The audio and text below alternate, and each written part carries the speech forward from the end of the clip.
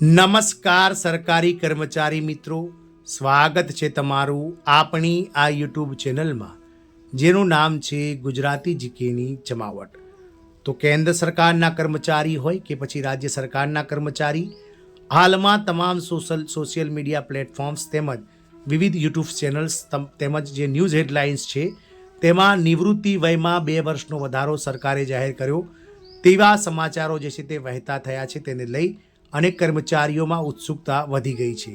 આજના વિડીયોમાં આપણે વિગતવાર જાણીશું કે શું કેન્દ્ર સરકાર દ્વારા કે રાજ્ય સરકારો દ્વારા નિવૃત્તિ વયમાં વર્ષ 2026માં કોઈ જાતનો વધારો કરવાને લઈ અને કોઈ એક્શન પ્લાન કે રોડમેપ તૈયાર છે કે નહીં, શું છે આ નિવૃત્તિ વય વધારામાં જે છે તે ન્યૂઝ જે ફરતા થયા છે તેની હકીકત છે કે પછી અફવા, અને સરકારની જે આ નિવૃત્તિ વય વધારામાં વધારો જે કરવાની, નિવૃત્તિ વય મર્યાદામાં વધારો કરવાની જે સ્થિતિ છે તેની સ્પષ્ટતા સરકારે શું કરી છે તેના વિશે આજના વિડીયોમાં એક વિશ્લેષણાત્મક ચર્ચા કરીશું। તો વિડીયોના અંત સુધી આપ બન્યા રહો। જો ચેનલમાં આપ નવા સબસ્ક્રાઈબર હોય તો અમારી ચેનલને સબસ્ક્રાઈબ કરી બાજુમાં રહેલું બેલ આઇકોન દબાવવાનું ભૂલશો નહીં। તો નિવૃત્તિ વયમાં 2 વર્ષનો વધારો કેન્દ્ર સરકારે કરી ઐતિહાસિક જાહેરાત તેવા અનેક ટાઇટલ સાથે સોશિયલ મીડિયા હોય, યુટ્યુબ ચેનલ્સ હોય કે પછી મીડિયામાં અત્યારે હાલ આ જે છે તે ન્યૂઝો વહી રહ્યા છે કે કર્મચારીઓ જે છે તે ઉત્સુકતાથી આ ન્યૂઝ સાચા છે કે પછી અફવાઓ છે તેને લઈ અને સરકાર પાસે જે છે તે જવાબ અને સરકાર સામે મીટ માંડીને બેઠા છે। તો ભારતમાં કેન્દ્ર સરકાર તથા રાજ્ય સરકારના કર્મચારીઓ માટે રિટાયરમેન્ટ એજ એટલે કે નિવૃત્તિ વય હંમેશા એક મહત્વપૂર્ણ અને સંવેદનશીલ વિષય રહ્યો છે। છેલ્લા કેટલાક વર્ષોમાં ખાસ કરીને વર્ષ 2026ને ધ્યાનમાં રાખીને સોશિયલ મીડિયા, વેબસાઇટો અને વિવિધ બ્લોગ્સ પર એવી અફવાઓ અને અહેવાલો ફરતા રહ્યા છે કે સરકારી કર્મચારીઓની નિવૃત્તિ વય 60 વર્ષથી વધારીને 62 વર્ષ અથવા તો 65 વર્ષ કરવામાં આવશે।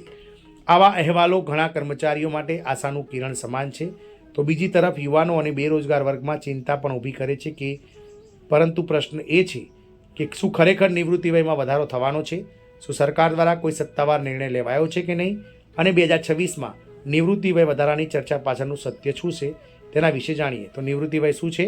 તો નિવૃત્તિ વય એટલે તે મહત્તમ વય જ્યાં પહોંચ્યા પછી કોઈ કર્મચારીને તેની સેવા પરથી નિવૃત્ત કરવામાં આવે છે અને ત્યારબાદ તે પેન્શન, ગ્રેજ્યુટી અને અન્ય નિવૃત્તિ લાભો માટે પાત્ર બને છે।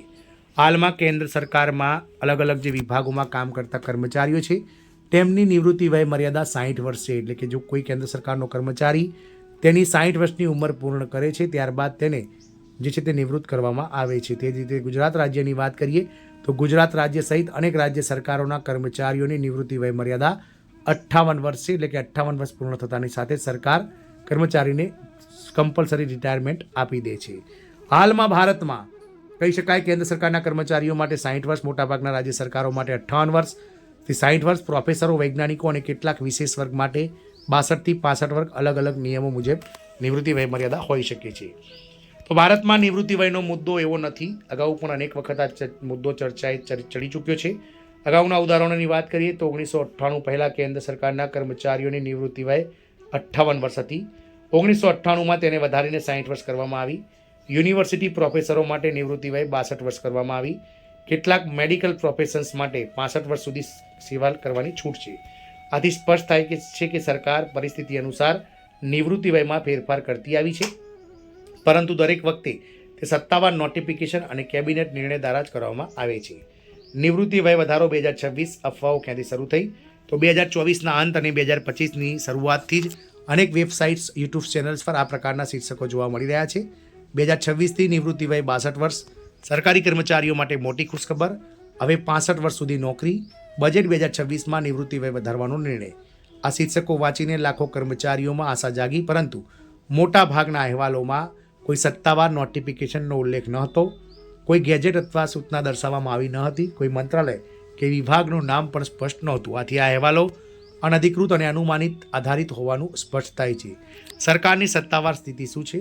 તો PIB એટલે કે પ્રેસ ઇન્ફોર્મેશન બ્યુરોનો સ્પષ્ટ જવાબ, તો કેન્દ્ર સરકારના અધિકૃત ફેક્ટ ચેક વિભાગ પ્રેસ ઇન્ફોર્મેશન બ્યુરો એટલે કે PIB દ્વારા સ્પષ્ટ રીતે જણાવવામાં આવ્યું છે કે કેન્દ્ર સરકારના કર્મચારીઓની નિવૃત્તિ વય વધારવા અંગે હાલમાં કોઈ નિર્ણય લેવામાં આવ્યો નથી અને ન તો કોઈ પ્રસ્તાવ કેન્દ્ર સરકારના વિચારાધીન છે। આ સ્પષ્ટીકરણથી નીચેની વાતો સાબિત થાય છે કે નિવૃત્તિ વય વધારવાનો કોઈ સત્તાવાર નિર્ણય નથી।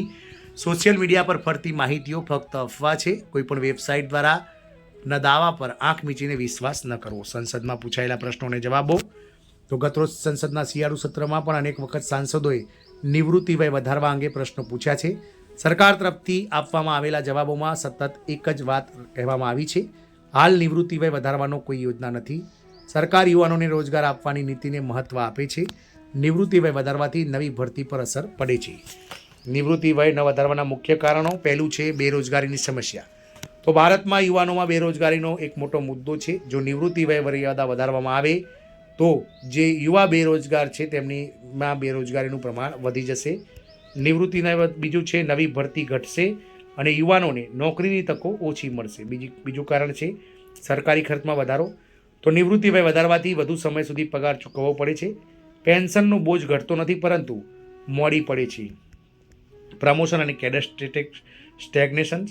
તો વરિષ્ઠ કર્મચારીઓ લાંબા સમય સુધી પદ પર રહે તો જુનિયર કર્મચારીઓના પ્રમોશન અટકે, વહીવટી ગતિ ધીમી પડે છે.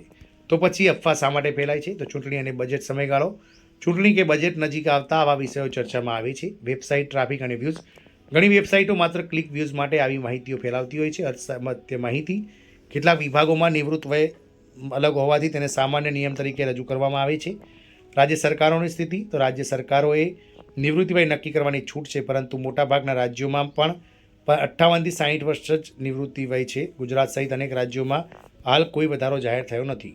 2026માં શું શક્ય તર્કસંગત અનુમાનની વાત કરીએ તો ભલે હાલ કોઈ સત્તાવાર નિર્ણય ન હોય પરંતુ ભવિષ્યમાં શું થઈ શકે. પહેલી શક્યતા છે વિશેષ વર્ગ માટે વધારો, જેમ કે ડૉક્ટરો, ટેકનિકલ નિષ્ણાતો, શિક્ષણ ક્ષેત્ર માટે નિવૃત્તિ વયમાં વધારો થઈ શકે છે. શક્યતા બીજી છે કોન્ટ્રાક્ટ આધારિત સેવાઓ. નિવૃત્તિ બાદ કોન્ટ્રાક્ટ પર સેવા ચાલુ રાખવાની વ્યવસ્થા કરવામાં આવી શકે છે. અને ત્રીજી શક્યતા છે કોઈ ફેરફાર નહીં, હાલની સ્થિતિ યથાવત રહેવાની પૂરી શક્યતા છે. કર્મચારીઓ માટે મહત્ત્વની સલાહ. કોઈપણ સમાચાર વાંચતા પહેલાં તમારે જે છે તે 100% સરકારના જે નોટિફિકેશન છે અથવા તો વિભાગ દ્વારા જે છે તે ખરેખર નિવૃત્તિ વયમાં વધારો કરવામાં આવે છે કે નહીં તેની નોટિફિકેશન વાંચવા જોઈએ. જય હિન્દ. અસ્તુ.